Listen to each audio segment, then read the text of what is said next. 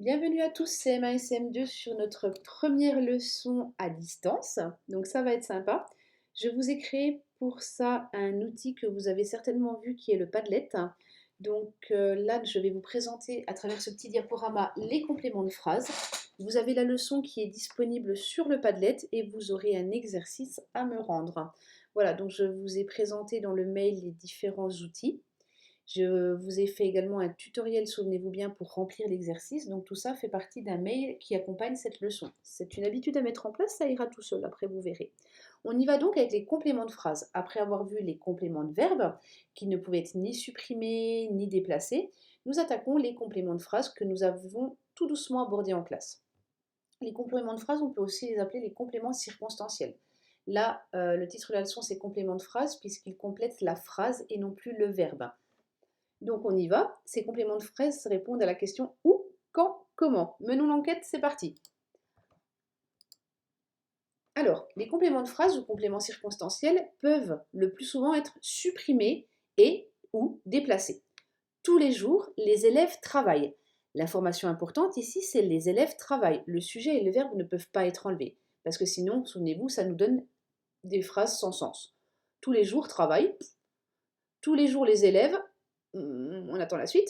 Donc clairement, les élèves travaillent, c'est l'information importante. Maintenant, tous les jours, nous pouvons le supprimer. Mais nous pouvons aussi le déplacer. Les élèves travaillent tous les jours. Un complément de phrase apporte des informations donc sur le lieu. Pour le savoir, nous répondons à la question où. Les élèves travaillent où? Chez eux. Chez eux est donc un complément de phrase, il peut être supprimé ou déplacé. Et ici, c'est un complément circonstanciel de lieu, puisqu'il répond à la question où.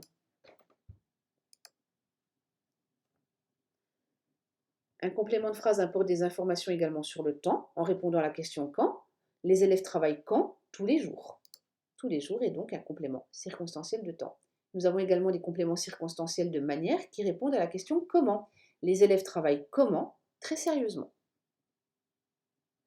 Je vous laisse découvrir la petite vidéo canopée à ce sujet.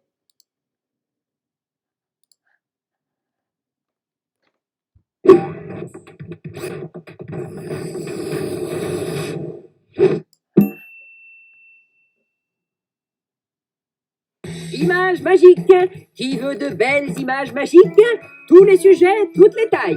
Ah, vous tombez bien, jeune homme. Vous n'auriez pas vu mon petit-fils Mourad par hasard? Mais si, le voilà. Tiens, il nage. Mais où est-il? À vous de me le dire. Je ne sais pas. Disons l'image numéro 3. Mon petit Mourad nage dans l'espace. Mais enfin, quelle drôle d'idée, il va attraper froid.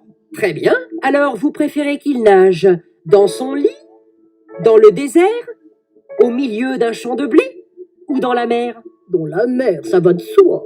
Mais quand donc est-il parti nager? Je me le demande. Après sa journée de travail, oh là là là là là là. Et sa copine Lola qui l'attend pour aller au cinéma. Elle va se faire du souci. Attendez, je peux arranger ça. C'est la magie des compléments circonstanciels. Dans une phrase, ils apportent des précisions. De lieu, de temps, mais je le sais bien, jeune homme. Et regardez, on peut les déplacer comme on veut. On peut même les supprimer, car ils ne dépendent pas du verbe. C'est malin, le voilà qui nage dans le vide maintenant. Un jour de grand soleil, mon petit-fils nageait dans l'océan. Oh, le voilà, il s'amuse avec les dauphins. Oh, qu'il est mignon.